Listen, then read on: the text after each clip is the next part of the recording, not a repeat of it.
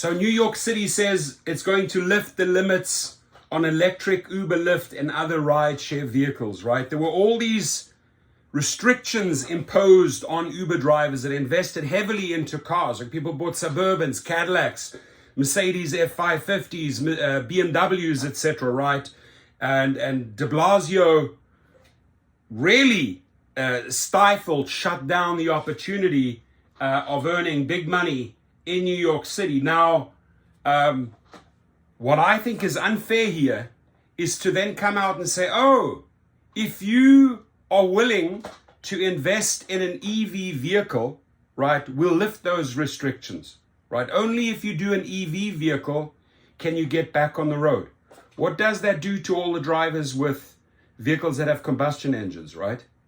What does that, what message are you sending to drivers that have heavily invested in New York and don't get the same opportunity now because they're just not willing to make that switch to EV, right?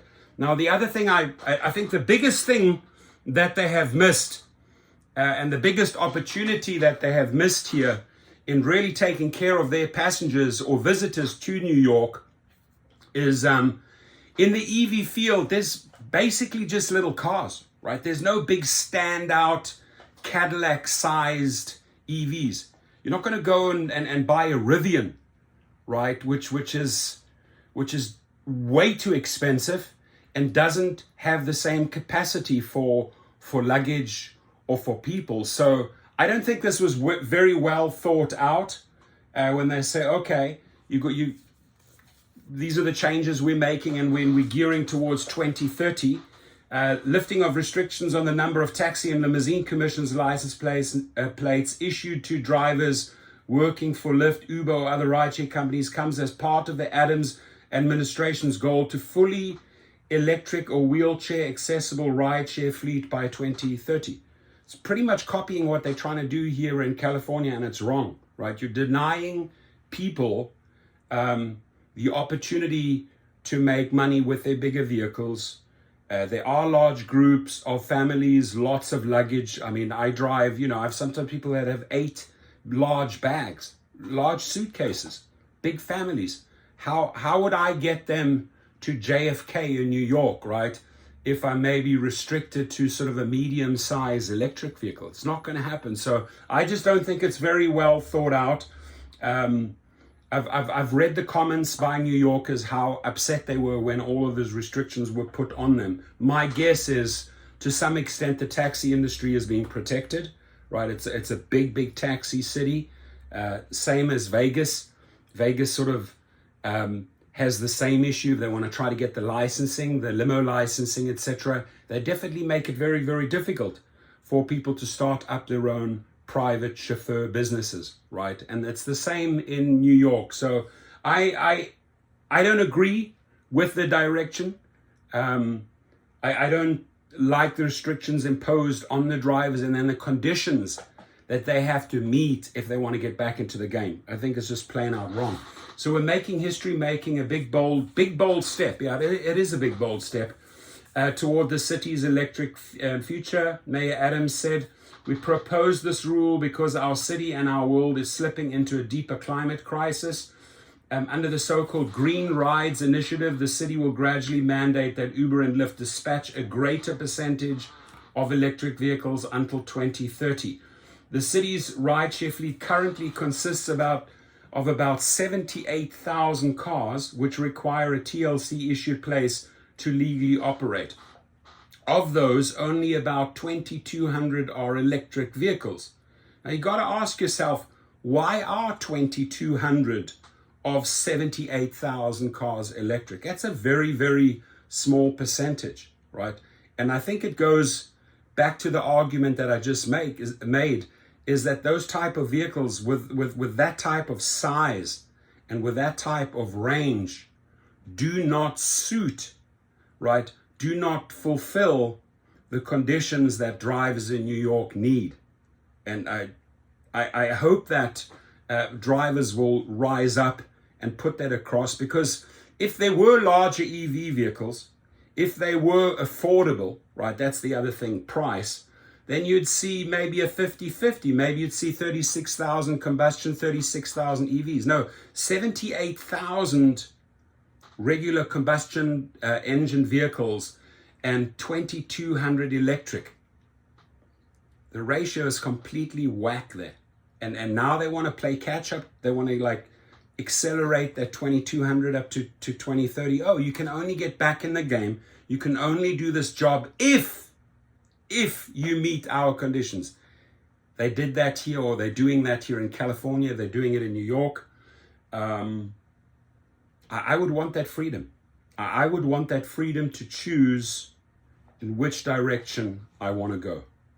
Right, and there's all these pros and cons, right? Okay, yeah, gas pollutes the air, but then what happens when the battery life of an EV, right? You have to, that poses a whole other toxic danger to society if you try to get rid of that lithium battery, right? So you got to weigh it up here. I don't think they being quite honest about the stats. The TLC has been kept from issuing new plates due to a license plate pause. License plate pause, right? Why did they impose this license plate pause? Instituted in 2018 by the City Council and then Mayor Bill de Blasio. There he is. He's the guy that introduced it. The pause sought to both ease congestion on the streets and protect the yellow taxi cab industry by limiting the amount of competing rideshare cars. So if you are protecting yellow taxi cabs, it should be a free-for-all. If I have the money to go and invest into a suburb and start my own company, just as a taxi driver can go and join a taxi association, isn't that what economics is all about, right? The freedom to choose how you wish to set yourself up, but to stifle people that are trying to make money with Suburbans and Cadillacs and bigger cars and say, oh, you know what? We're going to protect the yellow taxi cab industry. By the way, de Blasio, all of those taxis in your city are on the Uber platform anyway. So what your 2018 rules or introduction of new rules are all outdated because they're all sleeping with Uber on the platform, right? It's pretty hypocritical here on how they argue. The TLC made an exception this year, offering up to 1,000 additional EV plates in March. Oh, wow, how generous of you. You offered another 1,000, but only if they are EV plates, right? Under the rule change announced Wednesday, the limit is lifted and any would-be rideshare driver with an electric vehicle can apply for a TLC plate. So maybe the follow-up video should be, because I'm in this business, is that if you're going for the TLC plate, right, the equivalent would be the TCP, the Transport Charter Permit plate in California, to allow you to operate on those platforms and also transport private individuals, private clients. Maybe the next video should be what cars, if they're forcing you in this direction of electric, what type of vehicle can you possibly invest in? I mean, do you go and take the step towards a Tesla X? I have a Tesla X and I find myself rather restricted. I mean, I love the car. I love the speed. It's insane. Interior, what it can do. It's a beautiful car. But as I found out, it is not serving my purposes. I then have to resort to go to my Cadillac or maybe to one of my luxury sedans, right? So not everyone can have 2, 3, 4 cars in their fleet. You're investing a lot of money, potentially $100,000, right? Which cars are they on the horizon? Now, Cadillac, and I'm already on the waiting list for this through the owner of Keys Are the Nice. I really want to get one of the first Cadillac Escalade EVs as they come out, right? Deposits, everything put down. But that's a wait. That's a 1 or 2 year wait. even the Cybertruck that I have an order down for, it's not going to fulfill the amount of people and luggage I sometimes have to put into a Cadillac. My Cadillac Escalade Platinum has never, ever failed me. I've always gotten everything in. A whole bunch of people, a whole bunch of luggage. I see problems here. I foresee problems here for trying to force these drivers to go EV. Doe said he hoped the new rule could put an end to that arrangement. As previously reported by the Daily News, an unintended consequence of the cap has been the proliferation of predatory leasing arrangements in which drivers seeking to enter the rideshare business end up paying $400 to $500 a week to lease TLC plated vehicles. Now drivers can own their own small business, and they can also have a pathway to middle class.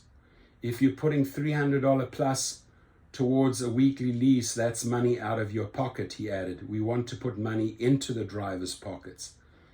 But Baharavi Dazai, head of the New York Taxi Workers Alliance, which represents both rideshare and yellow taxi drivers, said the removal of license plate cap could destroy drivers' financial stability. They're very unceremoniously destroying a vehicle cap that was put in place at a time where there were a lot of driver suicides.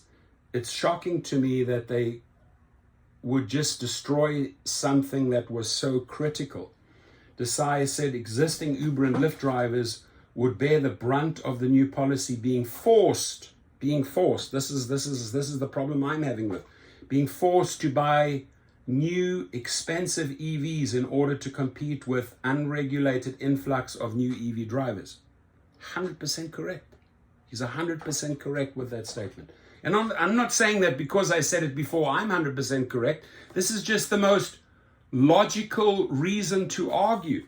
They are expensive. They are too small. You are being forced in that direction. It's wrong. I really feel sorry for those people that have splashed out big bucks, right, for Suburbans and Cadillacs and don't have the same opportunity, or want to go out and buy a Cadillac and are now not given the same opportunity because of the restrictions, because of the direction they are forced to move in. It's wrong. It's wrong on every level. Drivers will assume that there will be enough work and enough charging infrastructure if the TLC is telling drivers to buy EVs. Brennan Sexton, president of the Independent Drivers Guild, voiced similar worries about the city's preparedness for an EV fleet. We continue to have concerns over affordability and feasibility.